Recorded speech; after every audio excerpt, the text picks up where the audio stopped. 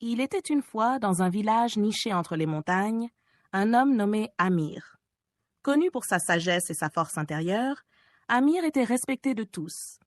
Mais ce que peu savaient, c'est que derrière cette façade de calme et de maîtrise de soi, il portait un lourd fardeau. Amir avait passé des années à renoncer aux plaisirs simples de la vie. Il s'était imposé une discipline stricte, renonçant aux mets délicieux qu'il aimait autrefois, aux moments de détente en famille et même à la compagnie de ses amis. Il pensait qu'en se privant de ce qu'il aimait, il deviendrait plus fort, plus résilient face aux épreuves de la vie. Et en effet, il semblait avoir gagné une grande maîtrise de soi. Il restait impassible face aux tentations, indifférent aux plaisirs éphémères qui envoûtaient les autres.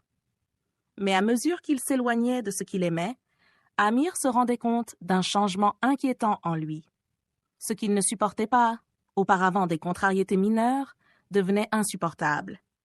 Les choses qu'il avait toujours tolérées sans y prêter attention, comme les rumeurs, les disputes ou les petits tracas quotidiens, commençaient à le tourmenter. Il découvrit que sa patience, autrefois légendaire, s'étiolait. Un jour, après une dispute houleuse avec un vieil ami qu'il n'avait pas vu depuis des mois, Amir s'isola dans sa maison, le cœur lourd. C'est alors qu'un vieux sage, connu simplement sous le nom de Rahim, lui rendit visite.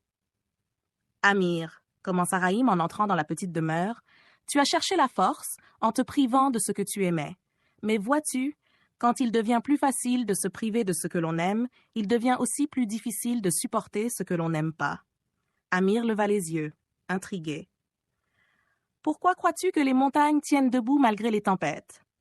demanda Rahim en souriant. « Parce qu'elles ne résistent pas seulement, elles embrassent le vent, la pluie et même les rayons du soleil. Elles ne se privent pas de ce qui est beau pour mieux supporter ce qui est difficile.